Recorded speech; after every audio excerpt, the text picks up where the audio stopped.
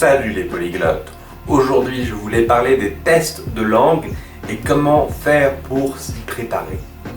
Il y a beaucoup de tests si vous voulez faire évaluer professionnellement votre niveau dans n'importe quelle langue. En anglais, peut-être vous connaissez le TOEFL, le TOEIC, IELTS. En français, il y a le DELF, le TCF. En espagnol, le DELE, en italien, le DALI, bref, il y a beaucoup de différents types de tests. Ils essayent de reprendre les différents niveaux du système européen. Donc A1, C2, en tout cas pour les tests de beaucoup de langues européennes, pour les chinois ou le japonais, c'est un peu différent, forcément. Mais voilà, vous avez plein de manières de vous préparer pour ces tests. Le premier, c'est le plus évident, mais ça peut surprendre beaucoup de gens. Chaque fois que je dis ça à mes élèves, ils ne connaissent pas le test. Je leur dis, est-ce que vous savez comment fonctionne le test? Non, ils ne savent pas. En tout cas pour mes élèves de français, la plupart. Oh, il faut que je passe. J'ai envie d'avoir un examen qui donne mon niveau. Donc, bon, si un professeur, pourquoi pas, mais c'est vraiment la première chose. Si vous voulez passer un test, vous devez lire exactement, savoir comment il fonctionne. Est-ce que c'est un texte écrit, oral? Alors, plus souvent, ils mélangent les deux, mais est-ce que c'est que seulement un QCM? Est-ce que vous avez un texte à écrire? Combien de temps vous devez écrire le texte? Combien de temps dure le test, évidemment? Est-ce que c'est sur plusieurs jours? Parce que ça peut aussi être gênant pour vos études ou votre travail.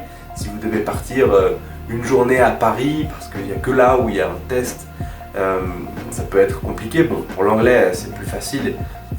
On peut trouver des centres d'examen partout. Mais pour les autres langues, oui, souvent c'est dans les très grandes villes. Donc c'est vraiment quelque chose à prendre en compte. Comment fonctionne le texte? Où il est? Quelles sont les dates? Combien de temps j'ai pour me préparer? Et ça peut paraître bizarre, mais il y a beaucoup de gens qui vont à des tests de langue comme des touristes. Hein. Vous avez sans doute vu à l'université, si vous y êtes allé, il y a beaucoup de gens, ils arrivent aux examens, ils ne savent pas ce qui va se passer. Ils viennent, parce qu'il y a de la lumière, je suppose. Donc il faut vraiment faire attention à ça. C'est la première chose. C'est de lire le texte.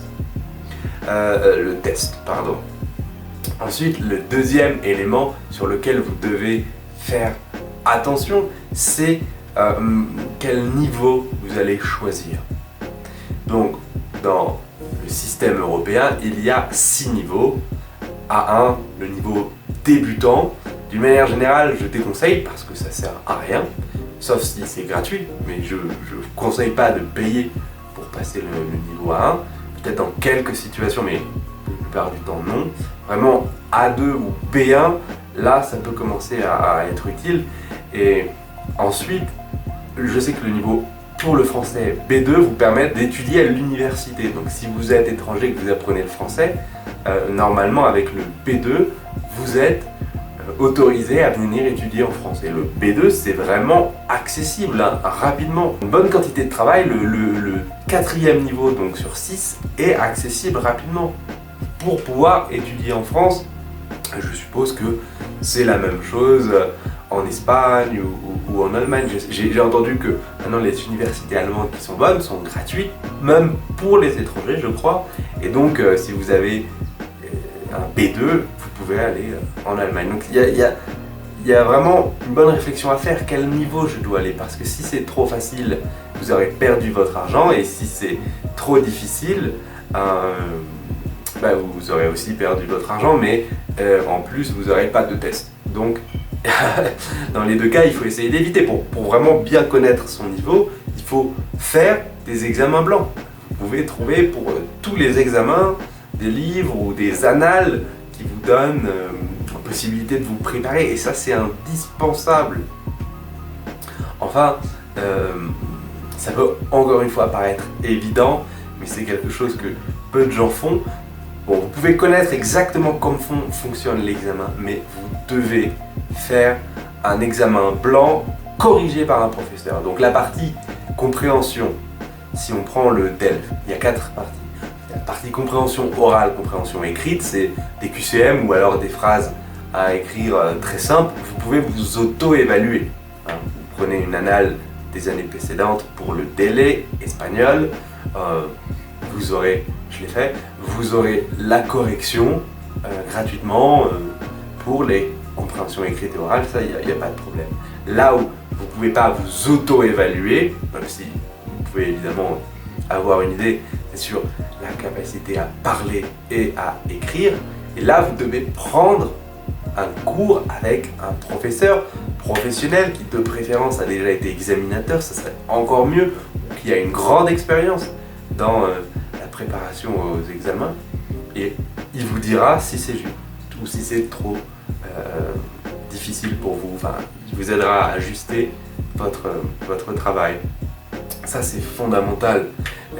Prenez des cours avec un professeur, un ancien examinateur qui va vous dire et voilà ce que vous devez faire vraiment pour améliorer, pour gagner quelques points, les erreurs principales qui vont vous empêcher.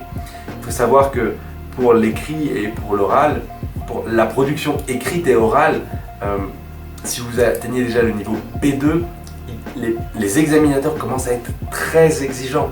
C'est-à-dire, pour vous donner une idée, je pense qu'il y a beaucoup de Français qui pourraient rater le test maximum de C2 parce que ils vont faire des erreurs basiques, parce qu'ils ne vont pas utiliser le subjonctif tout le temps.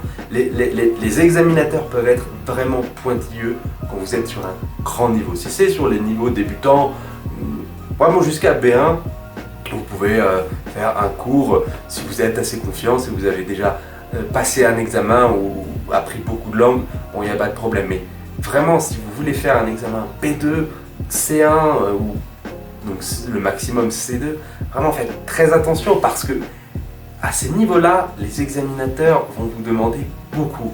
Et il faut savoir exactement ce qu'ils attendent. Et pour ça, c'est indispensable de pratiquer avec quelqu'un qui a déjà fait ce genre d'exercice.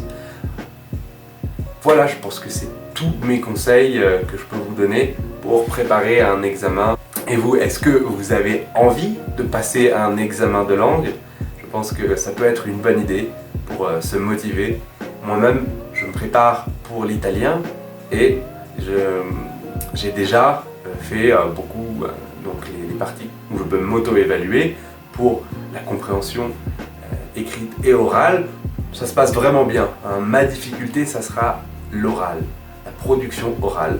Parce que et vraiment, c'est sur ces deux éléments que je vous propose d'insister le plus parce que ça peut être très compliqué. En tout cas pour moi c'est le plus difficile et surtout en italien je pense parler parce que j'ai trop l'habitude de pratiquer mon espagnol, de parler quotidiennement espagnol et là mon accent italien n'est pas bon. Je le sais, il faut que je continue de travailler. L'écrit, peut-être ça peut être compliqué puisque l'italien est pas forcément est un peu plus compliqué mais globalement ça va. Le problème, oui, c'est vraiment l'oral. Donc voilà, dites-moi quelle partie est difficile pour vous. Est-ce que vous avez envie de faire un examen de langue? Je pense que c'est vraiment une bonne idée. Voilà, moi je vous souhaite une excellente journée et je vous dis à demain. Ciao!